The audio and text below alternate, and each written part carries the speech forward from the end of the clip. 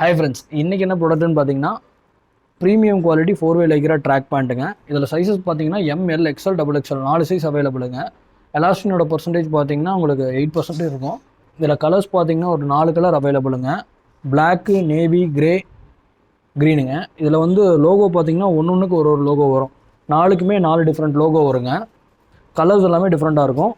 Gym பர்பஸ்க்கு சூப்பரான track பேண்ட்டுங்க. ஓகேங்களா, இது சிங்கிள் பீஸ். இந்த ட்ராக் பேண்ட்டோட ப்ரைஸ் வந்து 400 ருபீஸுங்க, 400 ரூபாய்ங்க.